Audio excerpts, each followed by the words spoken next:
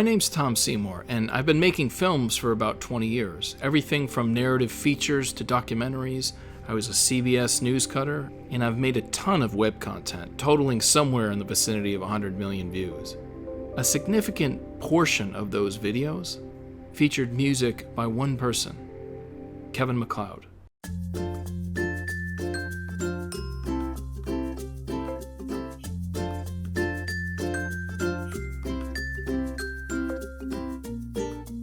Do you feel like you've heard this song before? Well, you probably have. This is a typical Kevin MacLeod song called Carefree, and it's been heard billions and billions and billions of times. So let's watch a few examples of how Carefree has been used on the internet. Through the years, many Blinks and casual fans are wondering what Blackpink's Rosé's type of guy is. Snail White. Vajrasana, अर्ध पद्मासन या पद्मासन में बैठ जाएं। It's starting to look like a party. Party! Hey guys, I'm coming to you today with a quick tutorial on how to make your own donuts.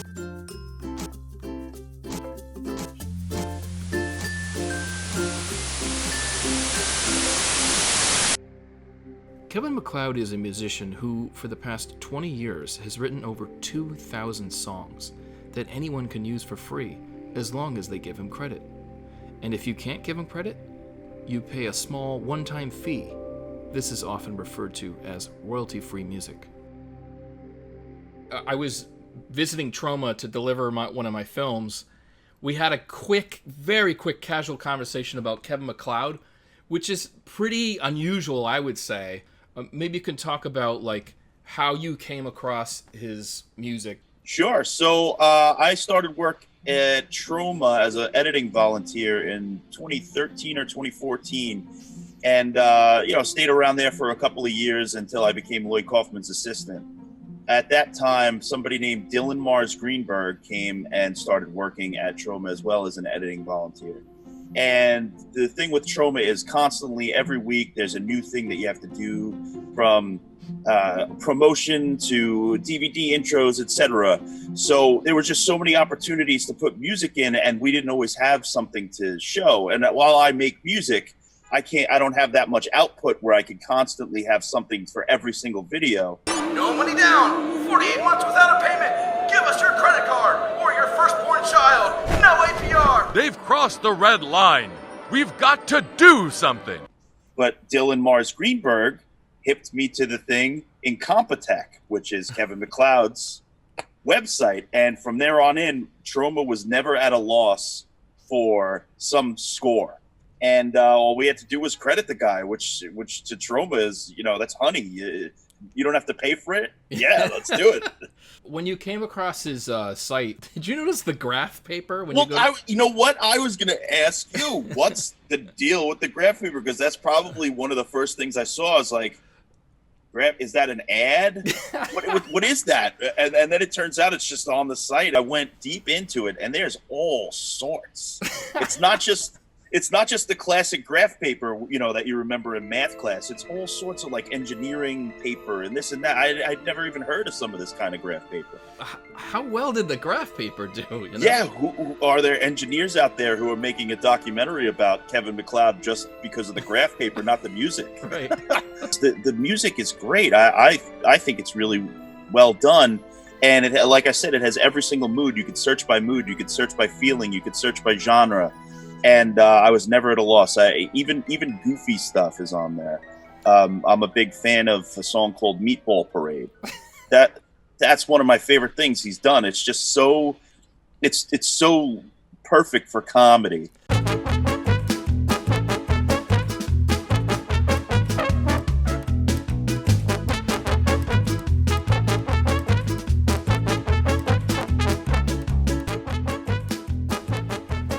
Trickster is a series of fun, casual strategy card games, featuring heroes from many different genres and universes. Grumbly Cat! An angry video game nerd! Christmas time is the only time I'm not grumbly or angry.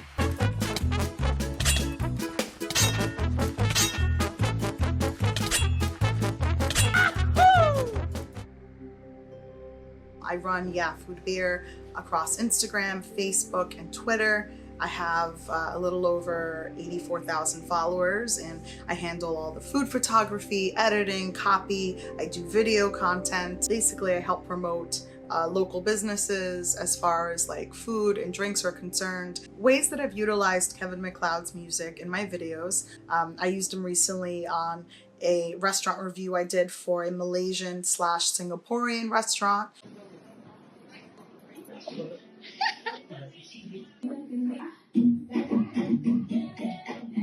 Have you? Oh yeah. There I used his track called The Cannery. Sometimes if you use a song that has words in it or is like a pop song, it can detract from the video or distract people from the content. So when I really want something to let the content speak for itself, Kevin MacLeod's music is really great for that.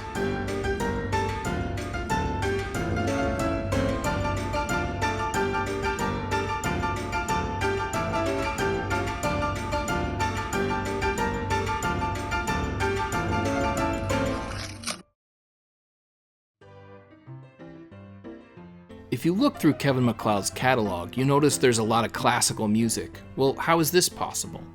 A classical song whose copyright is expired is considered to be in the public domain. The compositions themselves are copyright free, but not the performance. So if someone performs a new version of a classical song, that's then protected. And Kevin gives it away for free. There's something beautiful in the idea that he would make this professional caliber music and give it away to filmmakers and student filmmakers for free. There's not enough of that going around. I mean, the public domain was pretty much decimated by places like Disney, etc. So it's nice to see a champion for the public domain like Kevin MacLeod going around and giving back to artists. You know, Thomas Jefferson expected that the public would support the artist for 14 years and then the artist would give back the copyright to the public, and it would be public domain. Right. Public domain was the sun. Copyright law was a little satellite that revolved around the sun of public domain. That's totally switched. And Clinton, President Clinton, the greatest, as Michael Moore says, the greatest Republican president we ever had, he also got rid of a lot of the laws to prevent that used to prevent monopoly, and as a result, copyright law now goes on forever. It's absurd, and we are not innovating in this country. We're not innovating enough. Others are innovating better. Once a copyright is created, protection generally lasts for 70 years after the death of the author, and in some cases 95 years from the publication, or 120 years from the creation. Especially for content creators who are pumping out weekly videos, you can see the need for royalty-free music. Like, we couldn't afford to pay for royalties for a, with every creepypasta episode, there's, 10, 15 stories. We can't pay the royalties on 15 pieces of music. We just can't do that. And most creatives can't either. You know, what Kevin's doing, it's what people want the internet to be. It's like the best version of the internet, where there are people that are doing what they love, doing something that makes them happy, and then telling everybody else in the world, you can use this too. My producer, Mary Kelly, who was the one that told me about Incompetech, and I was like, what's with the graph paper? She's like, you don't need to worry. Like, you don't need to worry about the graph paper. Like, that's a different thing.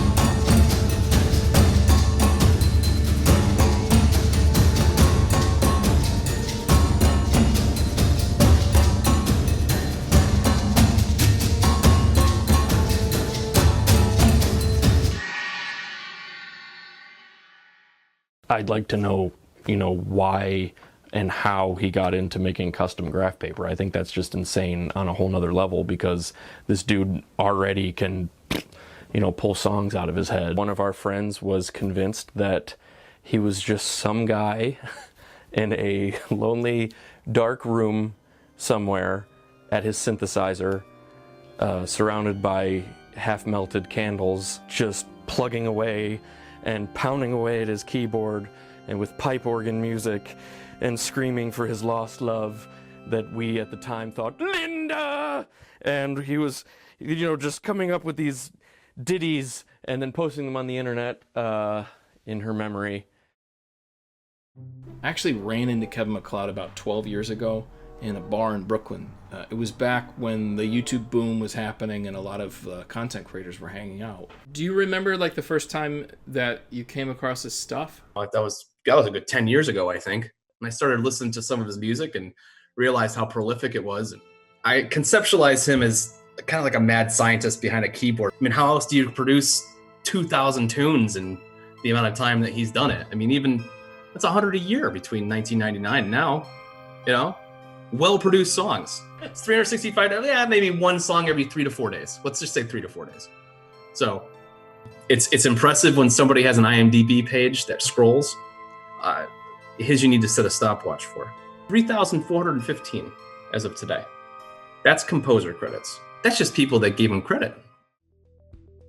Okay, so let's break into some statistics on how many people have actually heard Kevin's music. On one song, I think called Carefree, it's got about 310,000 listens, but it's been downloaded 23,000 times. Let's say only half of the people that downloaded it actually use it in their YouTube video. That gives us 11,500 YouTube videos with Carefree in it. We could then look at the average YouTube video, which is 8,000 listens. So we multiply 11,500 times 8,000. This would approximate around 92 million views on YouTube. Now, if we take into account his catalog has over 2,000 songs and assume that they've performed roughly the same, we can make a really rough estimate of 140 billion views. Keep in mind, this is not the only place people download Kevin's music to use. There's a single channel on YouTube with over 400 million listens that is exclusively MacLeod music.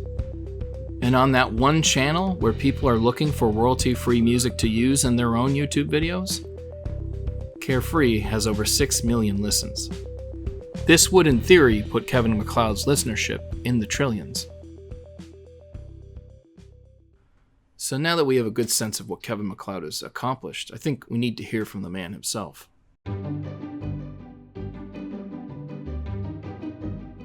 Okay. Go. Could you tell me about a moment that you're most proud of in your music career? Is there a specific instance? I have a weird... Yeah, pride is weird with me. I don't really have it. I mean, I've done some things that ended up being pretty cool, but it's mainly just the mass of everything and the usefulness of YouTube that all sort of came in. And that's not a thing that you can point to and say, look at this cat video. And you can't even say, look at these 70,000 cat videos, because who can do that? It's just this weird mush. Okay, welcome to the 2020 music studio tour, such that it is here, sort of the gallery area, and that's it. Could you tell the Hugo story, the Martin Scorsese Hugo story? Yeah, no, they, I think they contacted me about 3 days before the film was going out and said, hey, they sent their negotiator to negotiate rights for the film. And she was very nice. And because basically they had put my music in as temp music and never removed it. And it's it's going out in the film whether they want to or not. So they need to secure the rights to it, is my guess. And I'm like, yeah, no problem. It'll be, that's $30. And they said, oh, no. Oh, okay, no problem. Yes, we will absolutely pay you more than $30.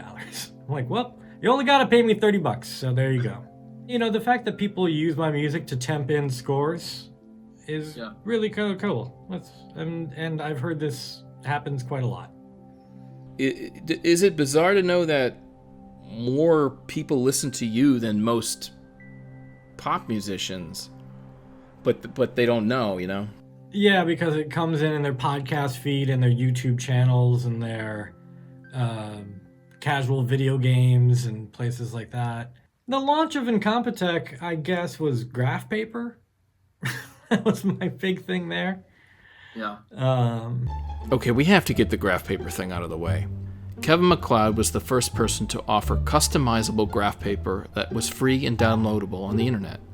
So as it turns out, he was known in the mathematical field, and oddly enough, he was well known in the tabletop gaming community. Graph paper, in general, has had a decades-long impact on tabletop gaming, and grew up creating maps and worlds, and the same goes for a lot of video game designers. They use graph paper to create levels and to create maps or create dungeons for games that they're creating. And the music, I think, didn't start until about 3 or 4 years later. Oh, I see. Okay. And what year was that exactly? 98? It was before Creative Commons. When Creative Commons came out, I'm like, this is amazing. This is great.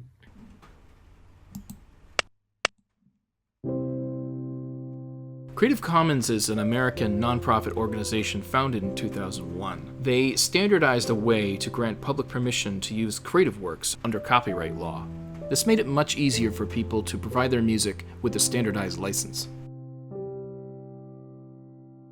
I mean, what else do I got to do? But you also get contracted to compose whole features, right? And whole films, right? Yeah. Yep. Do you just think you're anonymous, or what, you know? I really do feel pretty anonymous. If I wanted to be higher profile, I would definitely be putting up more pictures and movies of myself. And no, I don't want that. Yeah, do I feel like I've been leaving money on the table? Sure. But I mean, what am I going to do with that? Do you buy healthcare? Ha! Oh, that's just too much. It's too extravagant. My Complete Control 61 keyboard for most things, and the Pearl mallet station for all of the percussion-y bits. Like, do you think this is a reasonable avenue? Do I recommend it? Yes. I have a small group of composers who are, really believe that this stuff works. Yeah, I get excited about things and then I have to do them. Right. And then that's the end of that story.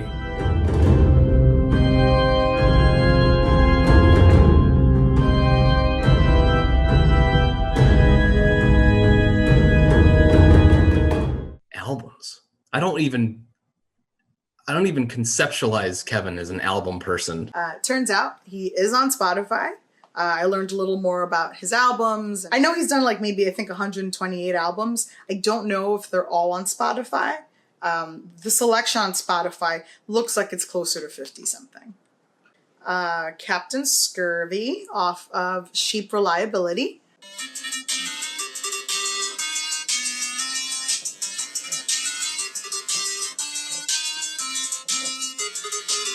This is so dope.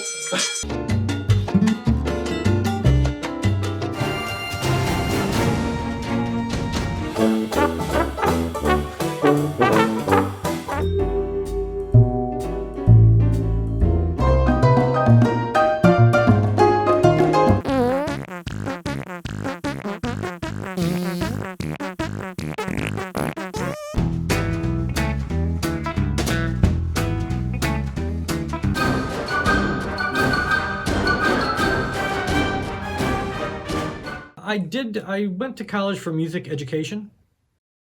You have to learn at least a little bit, like how to play oboe better than a fourth grader, how to play flute better than a fourth grader, like how to play trombone, how to play trumpet.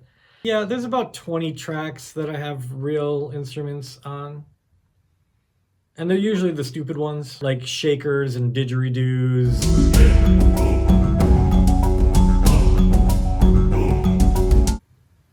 I think the act of making something royalty-free immediately relinquishes control. Yeah, I get emails here and there where people are trying to close down other people talking about stuff, and they take every avenue they can. And my music's in a lot of videos, so I get a fair amount of those people coming after me, and almost everything's forgotten in like 3 generations, even though it's still preserved. Everything is a ripoff of a remix of something that came before, and ideas are cheap and easy, and execution is the thing that is hard, and that's the thing that matters. I should say thank you for your years of royalty music. You're welcome. Yeah, why do I like making music? Well, it's something I can do, and it's fun, and I like helping, and I like the fans. And just recently have been more ideologically, I just hate what other people are doing, being so precious with their stuff and copyright in general. And there's really only a finite amount of time I can do this and have fun with it before the AI takes over everything. I came to realize I'd probably never truly know who Kevin MacLeod is. A person seen to most only in his graph paper and heard only in his music. And I think that's how he wants it. But in regard to what he's done with his music in providing it for free to the internet, I think we all could be a little more like Kevin MacLeod. It is such a gift to all of us that he just decided to make his creative genius a public service, almost like it's a utility. I'm doing this because I love it. I love Kevin MacLeod. This has been an inspiration to me. I've been trying to pull together as much of my library that I think is viable to share with, the world and the universe. So you're following in the footsteps of Kevin MacLeod. In a world where people are always constantly trying to make a quick buck, I think it's great to have musicians like Kevin MacLeod. We can all aspire to be Hans Zimmer, but the truth be told is it's going to be far and few between.